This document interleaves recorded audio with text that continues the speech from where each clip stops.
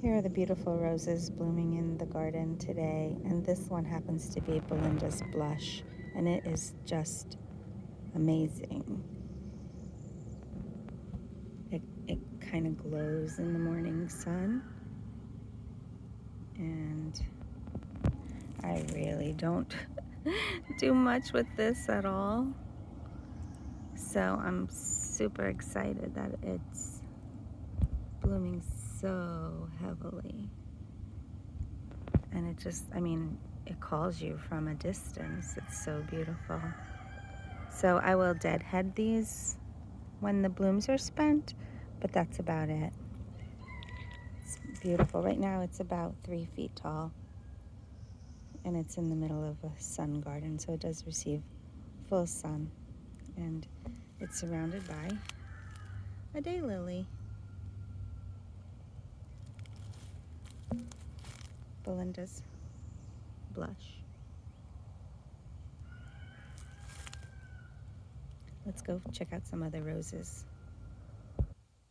These are my beautiful apricot drift roses, and they've been blooming profusely for months now, and it's the beginning of May.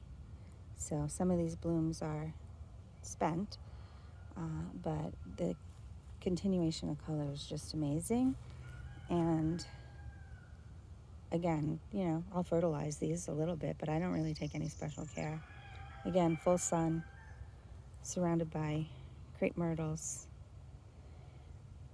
bushes, that is. And I have 3 drifts of these, 2 apricot and 1 I just did as coral. So we can go take a look at those, but that's a baby one that just got planted. So these do self deadhead, but if you wanted to come in here and pluck them off, it's easy enough to do.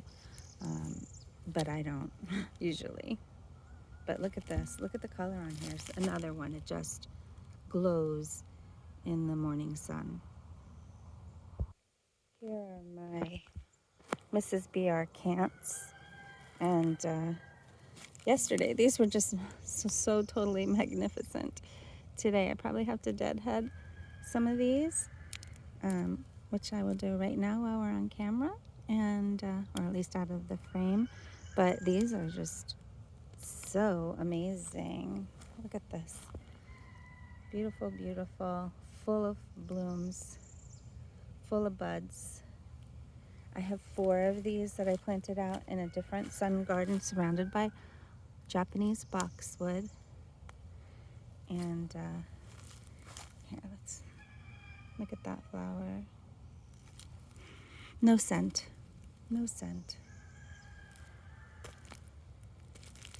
And there. So these are a few days old probably, but beautiful blooms. And there is my skyrocket juniper. And I have some zinnias coming out, but I really have to trim these boxwoods. This one, I thought it was Eden, but it's not. So I'll have to put the name on the screen. It's given me a couple blooms as well. And here are 2 other Mrs. BR Cants that are next to the bed we just looked at. And full of blooms, full of buds. Look at this one, it looks so cute. And just really a beautiful, beautiful rose.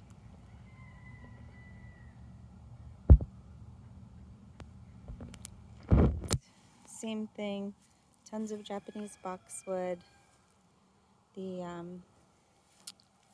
skyrocket juniper, and then another Mrs. BR Cant.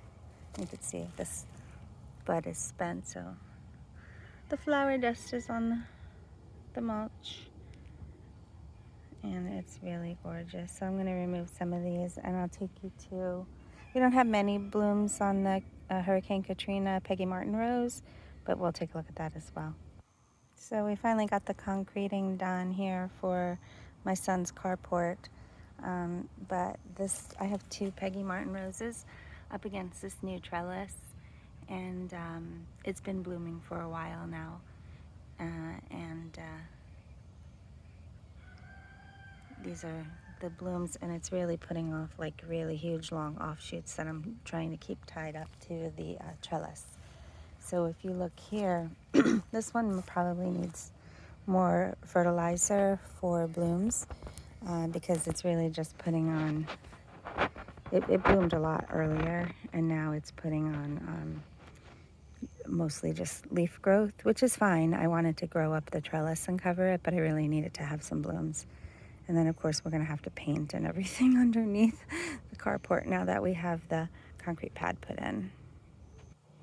Here's another rose that's been blooming really prolifically for a while now. But again, probably we have some more of the spent blooms here, but you can see, yeah, I have to deadhead this, and then, yeah, it's kind of going out, and that one looks a little bit not so nice.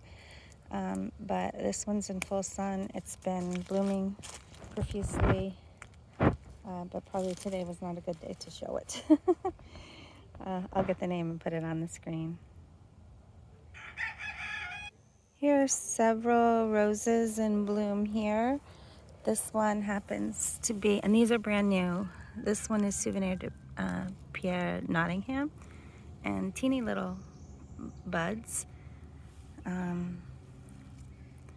It's got like an orangey peach going into a pink white, and this one seems to be doing nicely, except the blooms aren't as magnificent as some of the other bushes.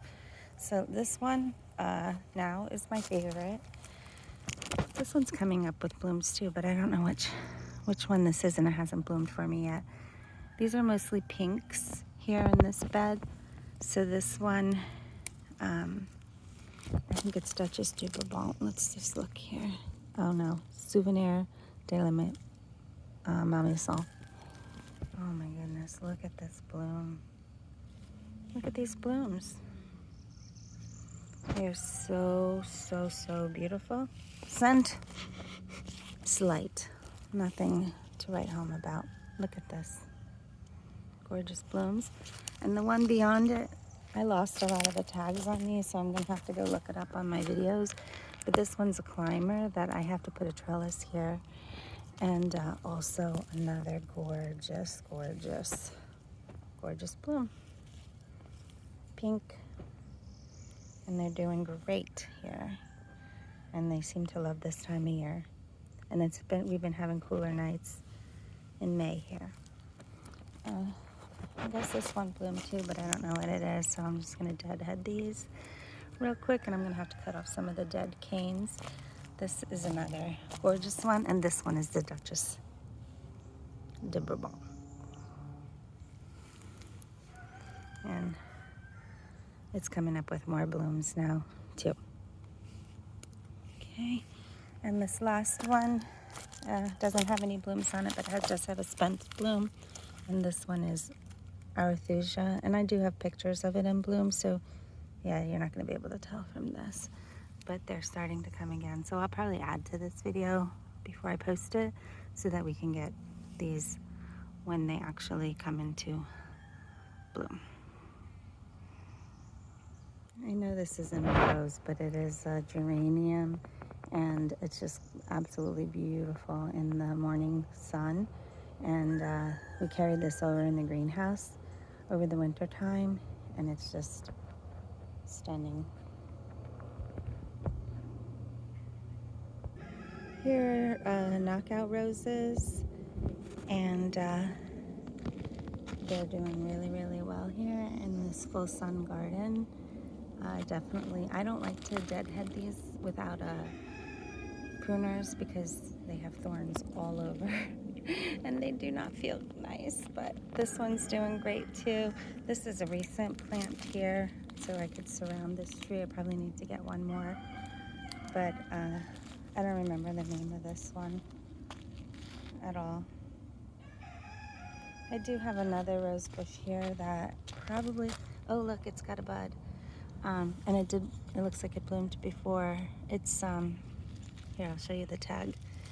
It's new, something new. It's, yeah.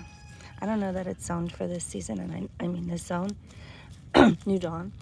And that's not from New Dawn. That's from the knockout roses over here. But these knockout roses really hurt. They don't feel good. But here, this is one of my first blooms on the New Dawn.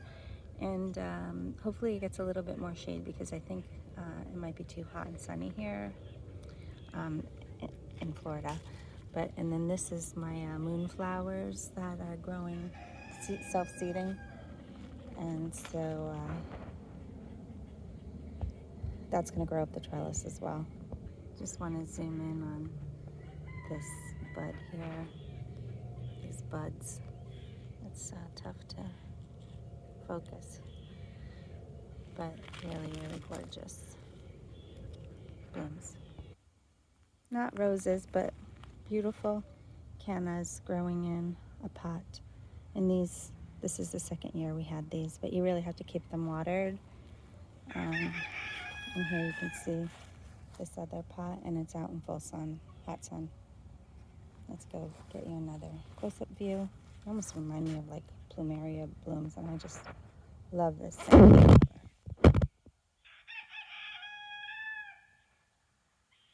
Also not roses, these are daylilies.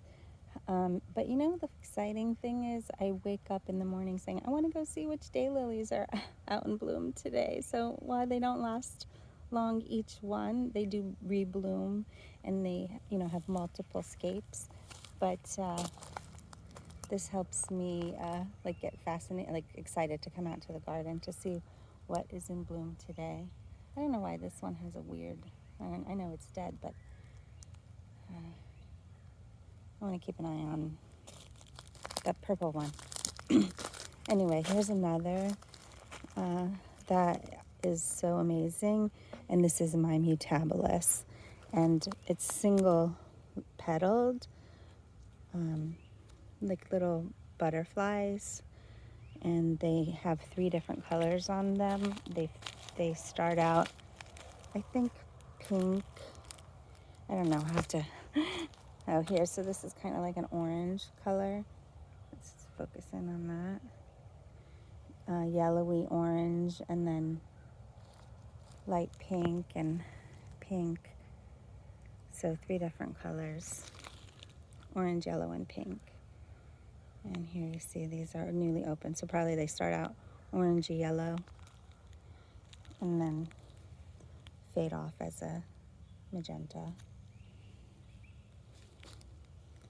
And this will get to be a big bush and needs full sun, and it's just simply beautiful. Another not a rose, but really beautiful this time of year, is my oleander. And I have to tell you, this had a bunch of aphids on it, so I hosed them down. And now it's all better. And the other one, its sibling, doesn't have as many blooms on it right now, but it was covered in oleander caterpillars that I had to smack down. But here is a close-up of this beautiful oleander.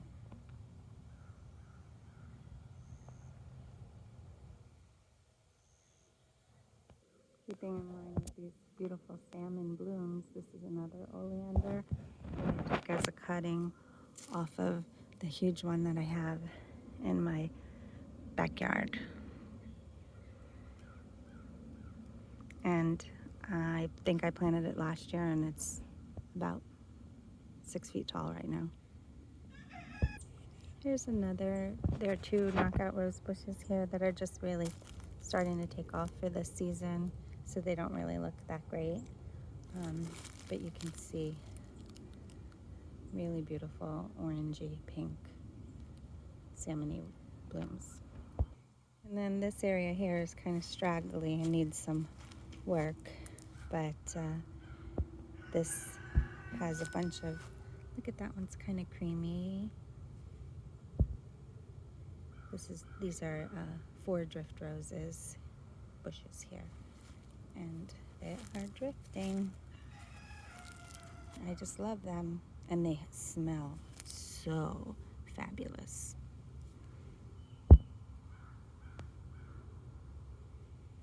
And look, some of them are pink. Oh yeah, they smell so good. They're just beautiful just for the scent alone. Drift roses.